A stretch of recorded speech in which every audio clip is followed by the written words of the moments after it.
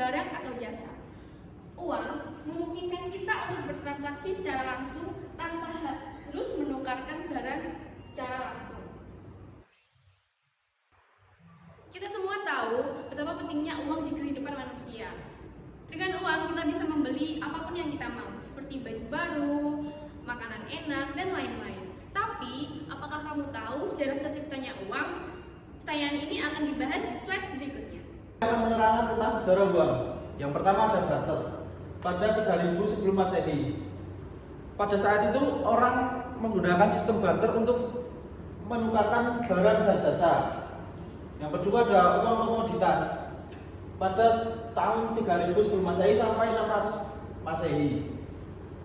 Saat itu manusia sudah mulai menggunakan gandum, ternak hewan, dan logam sebagai alat tukar. Yang ketiga ada uang kertas. Uang kertas pertama kali ditemukan pada abad ke-7 di Tiongkok selama dinasti Tang. Yang keempat ada banknot pada abad ke-17 di Eropa, khususnya di Inggris, standar emas pada abad ke-19 di mana banyak. Yang kelima ada standar emas pada abad ke-19.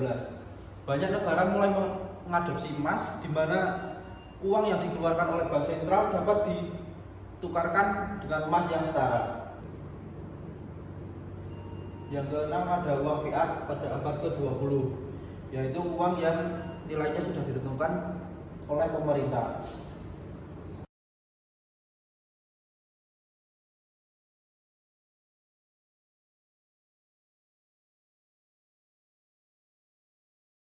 Ada jenis-jenis uang terdiri dari beberapa aspek seperti bahan, nilai, lembaga, dan kawasan. Bahan sendiri terdiri dari uang logam dan uang kertas. Itu masuk dalam jenis kategori uang kertas. Biasanya itu digunakan dalam transaksi kita sehari-hari. Bernilai penuh dan tidak bernilai penuh. Bernilai penuh artinya uang yang nominalnya sama dengan nilai intrinsiknya. Contohnya koin emas dan perak.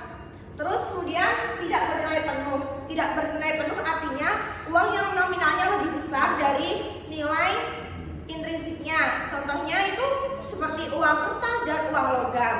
Lembaga, ada uang kertas dan uang giral. Uang kertas itu berbentuk fisik, contohnya seperti uang kertas dan logam. Terus uang giral berbentuknya tidak fisik ya.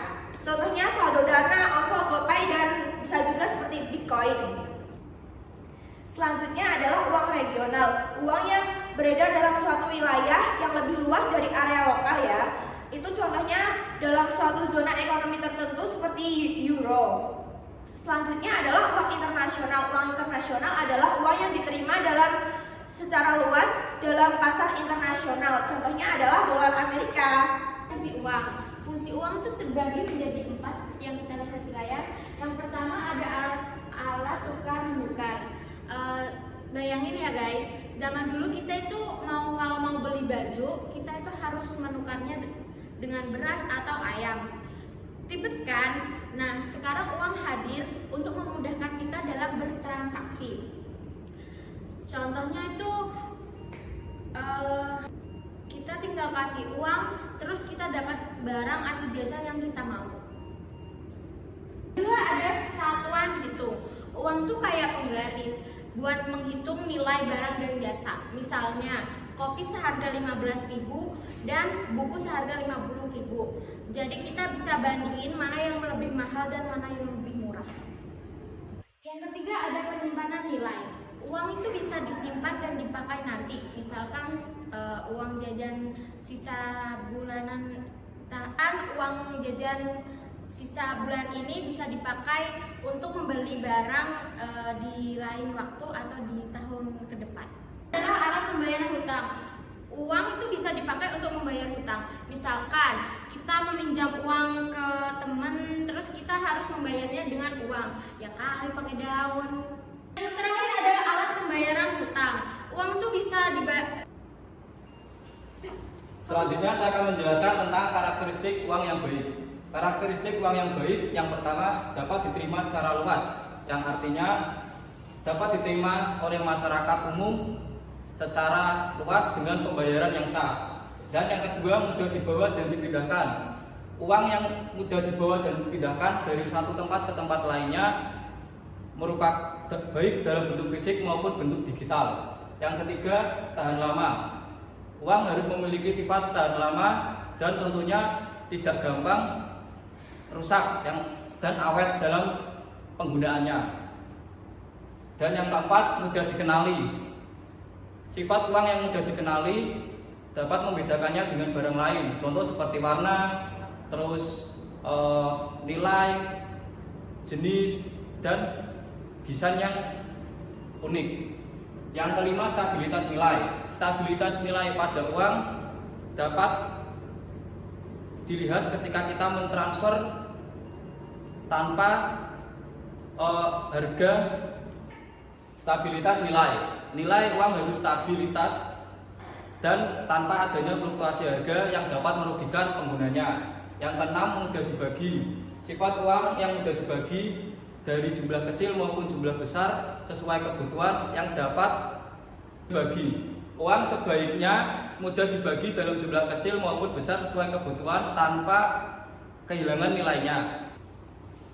Yang terakhir, ada tidak mudah dipalsukan. Artinya uang harus memiliki fitur keamanan untuk mencegah pemalsuan dan penipuan. Terima kasih. Manfaat uang yang pertama, mempermudah transaksi. Uang membuat jual beli lebih mudah tanpa perlu barter. Yang kedua, meningkatkan mobilitas ekonomi. Uang memungkinkan orang membeli barang dan jasa di mana saja.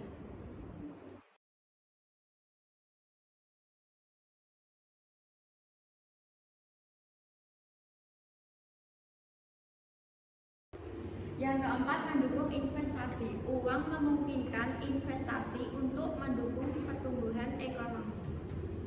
Yang kelima, mempermudah pengelolaan keuangan. Uang membantu mengatur pengeluaran dan tabungan pribadi. Selanjutnya adalah tantangan perkembangan uang. Tantangan perkembangan uang yang pertama di sini akan kita bahas yaitu tantangan teknis. Tantangan teknis ini meliputi tentang keamanannya. Karena uang digital dan kripto ini masih rentan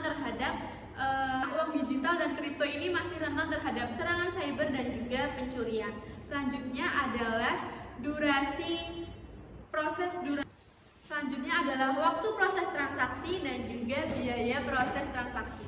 Misalnya saat kita ingin transfer menggunakan mobile banking dari bank A dan bank B, jelas akan dikenakan biaya admin. Nah, biaya admin inilah yang menyebabkan ketidaknyamanan bagi penggunanya. Selanjutnya adalah tantangan regulasi. Regulasi uang digital dan kripto di dunia ini masih belum jelas dan berbeda-beda di setiap negara.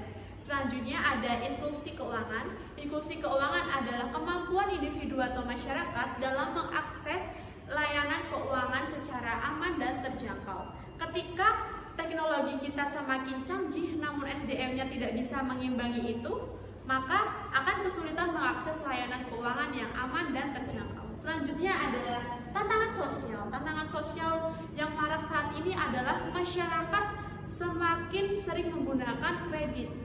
Padahal semakin banyak kredit yang digunakan masyarakat, maka semakin banyak hutang yang tidak bisa diatasi. Selanjutnya adalah kurangnya literasi keuangan. Maksudnya adalah masyarakat tidak bisa membedakan antara investasi dan juga spekulasi. Investasi adalah ibaratnya kita menanam benih di taman, lalu kita bersabar dan mengharapkannya tumbuh. Sedangkan spekulasi ini ibaratnya berjudi, hanya berharap harga saham naik atau turun tanpa dasar yang jelas. Lalu, jadi dengan berspekulasi, masyarakat hanya membeli saham karena harganya sedang naik tanpa memperhatikan probabilitas perusahaan dan juga. Sedangkan spekulasi ibaratnya berjudi, masyarakat ini hanya mengharapkan sahamnya naik atau turun tanpa dasar yang jelas. Nah, masyarakat ini ketika sahamnya sedang naik itu hanya membeli-beli saja tanpa memperhatikan probabilitas perusahaan dan juga analisis teknikalnya. Sehingga hal ini sangat berdampak besar bagi masyarakat, yaitu mempengaruhi stres dan kecemasan, lalu resiko kehilangan uang yang tinggi. Dan kesimpulan presentasi dari kelompok kami yaitu sejarah uang adalah kisah panjang tentang evolusi uang dari barter hingga mata uang digital, mencerminkan perjalanan panjang peradaban manusia di mana setiap tahapan menandai adaptasi terhadap kebutuhan ekonomi yang berkembang, inovasi, teknologi, dan perubahan sosial, dengan uang tidak hanya berfungsi sebagai alat tukar, tapi juga sebagai simbol kekuasaan, identitas, dan pendorong utama dalam pembentukan masyarakat global. Terima kasih.